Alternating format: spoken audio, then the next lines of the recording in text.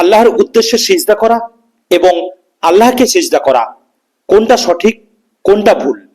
ইসলামী শরীয়তে সিজদা হলো ইবাদতের সর্বোচ্চ শিখর। এই সিজদার ক্ষেত্রে শব্দ চয়ন এবং অন্তরের বিশ্বাসের উপর ভিত্তি করে এর হুকুম ভিন্ন হতে পারে। আসুন এর বিস্তারিত একটা বিশ্লেষণ দেয়া যাক। নাম্বার 1, আল্লাহর উদ্দেশ্যে সিজদা করা।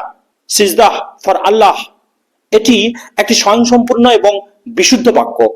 যখন কেউ বলে আমি আল্লাহর উদ্দেশ্যে সিজদা করছি, তখন সে মূলত তার নিয়ত বা উদ্দেশ্য প্রকাশ করে।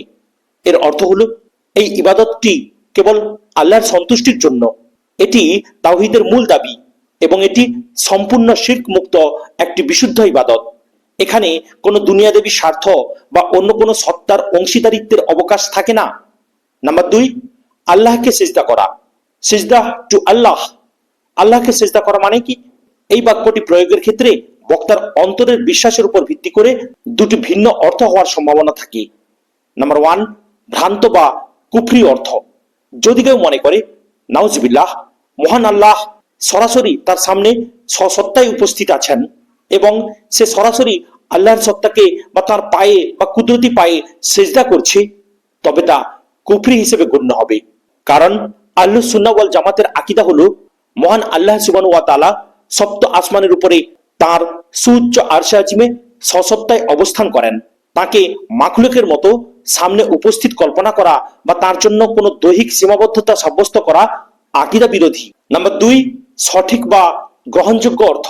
যদি বক্তার বিশ্বাস এমন হয় যে মহান আল্লাহ আসমানের উপর আরশে আজিমে অবস্থান করছেন এবং তিনি সেই মহান সত্তার ইবাদতের নিমিত্তে তাকে প্রাপক হিসেবে সিজদা করছেন, তবে এতে কোনো সমস্যা নেই।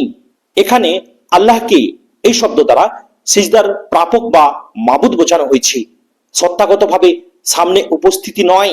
বাংলা ভাষায় কে বিভক্তিটি অনেক সময় সরাসরি কোনো ব্যক্তিকে উদ্দেশ্য না করে নিমিত্ত, উদ্দেশ্য বা জন্য অর্থে ব্যবহৃত হয়, যেটা কিনা সম্প্রদান কারক। এই কে বিভক্তিটি যখন চতুর্থ বিভক্তি অর্থাৎ নিমিত্তার্থে হিসেবে ব্যবহৃত হয়, তখন তা সরাসরি সামনে উপস্থিত থাকা বোঝায় না। অতএব কেউ যখন সঠিক আকীদা রেখে বলে আমি আল্লাহকে সিজদা করছি, তখন বাংলা ভাষার অলংকার অনুযায়ী এর অর্থ দাঁড়ায় আমি আল্লাহর সন্তুষ্টির উদ্দেশ্যে এবং একমাত্র তাঁরই ইবাদতের নিমিত্তে সিজদা করছি। মোট কথা, আল্লাহকে সিজদা করা বাক্যটি মূলত বক্তার বিশ্বাস ও নিয়তের উপর নির্ভরশীল। যদি উদ্দেশ্য হয় আরশে অবস্থানকারী মহান রবের ইবাদত করা, তবে তা বৈধ। কিন্তু যদি উদ্দেশ্য হয় যে আল্লাহকে সামনে সত্তাগতভাবে উপস্থিত কল্পনা করা, তবে তা আকীদাগত বিভ্রান্তি ও কুফরির অন্তর্ভুক্ত। রাসূলুল্লাহ সাল্লাল্লাহু আলাইহি ওয়াসাল্লাম ইরশাদ করেছেন, নিশ্চয়ই সমস্ত আমল নিয়তের উপর নির্ভরশীল। সহিহ বুখারী 1 নম্বর হাদিস।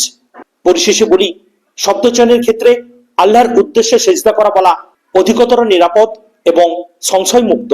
তবে কেউ যদি আল্লাহকে সিজদা কথাটি সঠিক আকীদা রেখে বলে, তবে তা অবশ্যই গ্রহণযোগ্য। আল্লাহু আলাম। আল্লাহ সবকিছু জানেন। ভিডিওটি ভালো লাগলে লাইক, কমেন্ট এবং শেয়ার করবেন এবং অবশ্যই চ্যানেলটিকে সাবস্ক্রাইব করবেন, যাতে এইভাবে দিন দুনিয়ার বাণী আপনার কাছে সহজে পৌঁছে যায়। আসসালামু আলাইকুম ওয়া রাহমাতুল্লাহি ওয়া বারাকাতুহু।